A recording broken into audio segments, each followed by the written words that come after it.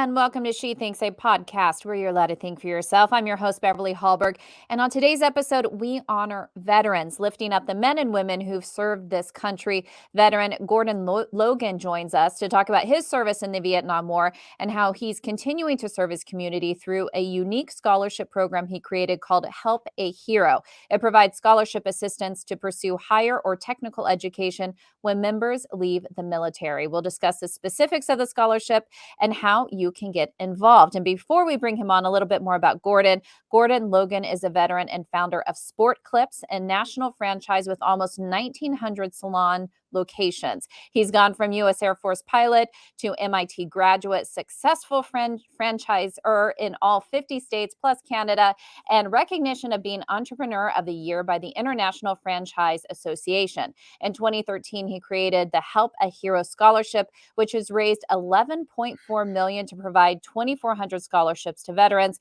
in need from all branches of military service. And it's truly an honor to have you on She Thinks today. Gordon Logan, thank you so much for being here. Well, thank you, Beverly. Thank you for that glowing introduction. I hope that I can live up to it. Well, I thought before we would get into the important scholarship program that you're talking about today, we would just talk a little bit about you as a veteran. I know on behalf of all our listeners, we want to say thank you for your service, especially your service during the Vietnam War. I was hoping we could just start by talking a little bit about you being an Air Force pilot and what it was like to serve in that war when so many people lost their lives and it was such a hard war for so many reasons. Well, I flew very little in Vietnam. Actually, I did most of my flying in Cambodia when the Khmer Rouge were trying to take over the country, and unfortunately, they were successful.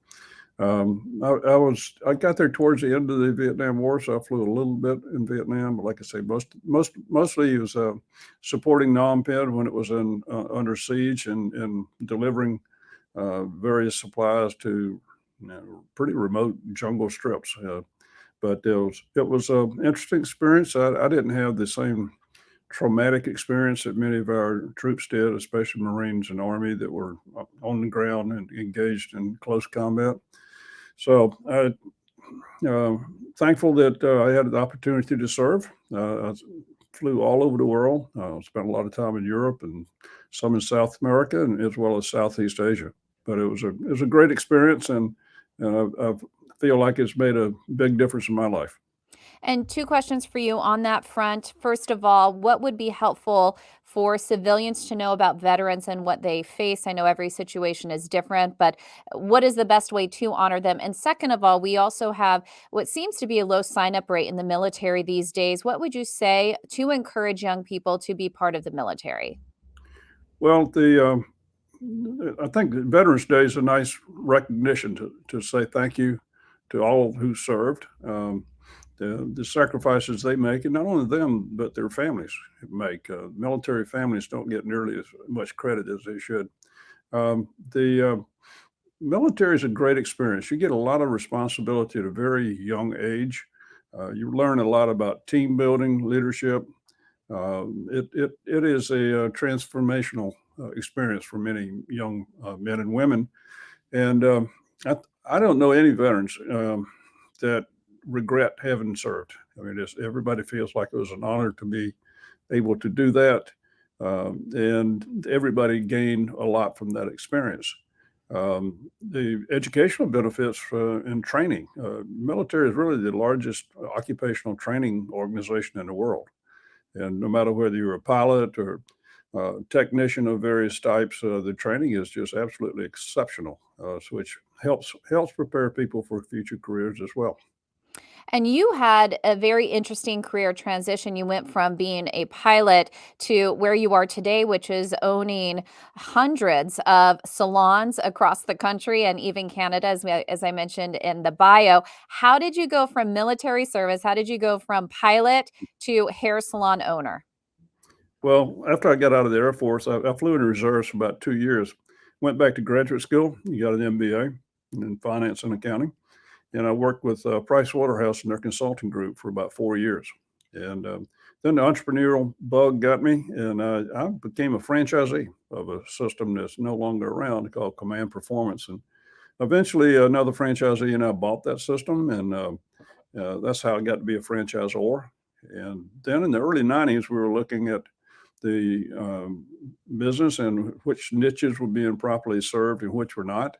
And no one was paying any attention to the men and boys market. And so it's always good to be the only one in a niche, or the opportunity to be the dominant player in that niche. So we sold the other franchise and focused our energies on sport clips. And we started our first prototype store in Austin, Texas in 1993. Operated it for a couple of years to make sure everything was working properly, and started franchising in 1995.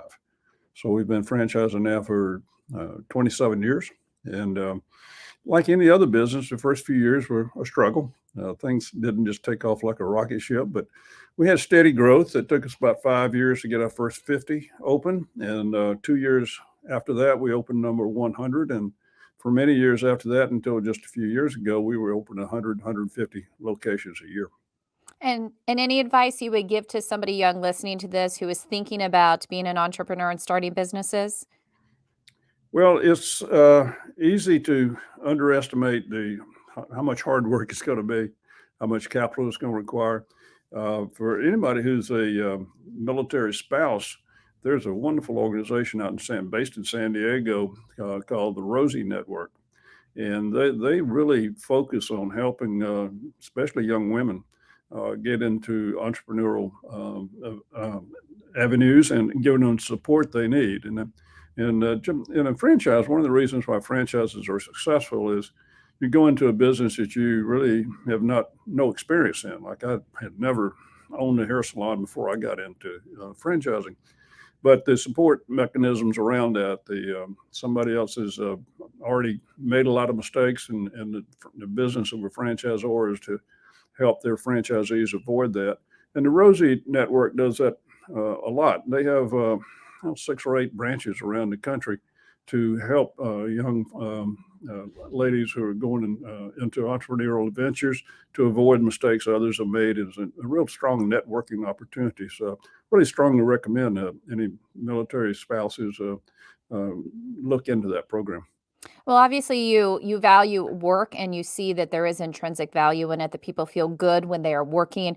And correct me if I'm wrong, but I think that's one of the reasons you decided to give back in the way that you have, which is to start a scholarship program called Help a Hero. Tell me about the importance of the scholarship and why you decided to start it in 2013.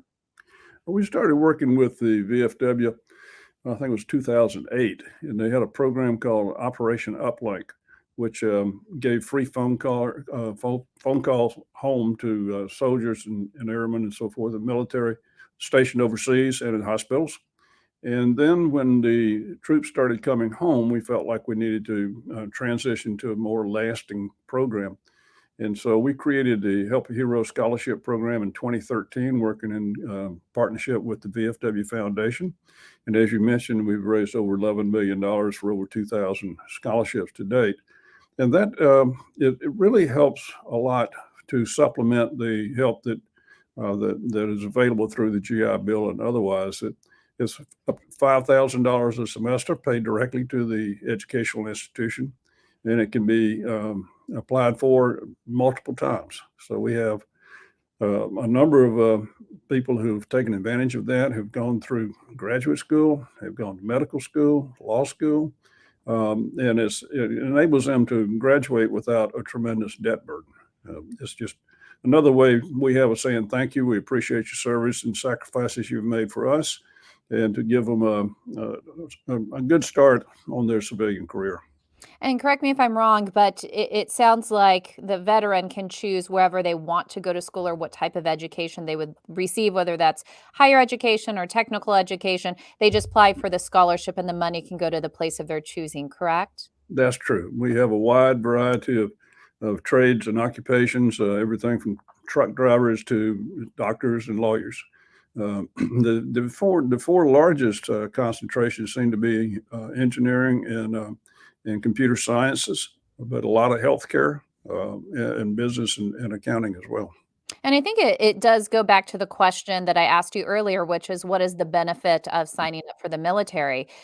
There's so much that can be transitioned over to the civilian world. Now, maybe there needs to be a formal certificate that shows that you have a degree in it. But do you find that the military background does prepare you for a lot of jobs that are necessary here in the States?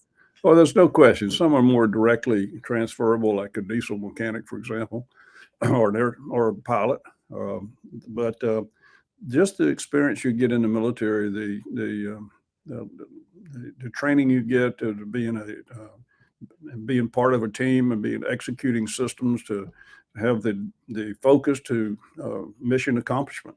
That's in the military, failure is not an option, and you really learned how to adapt to changing circumstances and make the best of sometimes bad situation.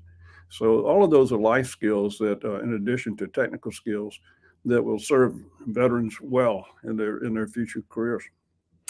Well, I want to take a minute to talk to you, our listeners. You may know that Independent Women's Forum is the leading national women's organization dedicated to enhancing people's freedoms, opportunities, and well-being. But did you know that we are also here to bring you, women and men, on the go the news? You can listen to our High Noon podcast, an intellectual download featuring conversations that make free society possible. Hear guests like Ben Shapiro and Dave Rubin discuss the most controversial subjects of the day, or join us for Happy Hour with At the Bar, where hosts Inez Stepman and Jennifer Braceras chat on the latest issues at the intersection of law, politics, and culture. You can listen to past episodes at iwf.org or search for High Noon or At the Bar in your favorite podcast app.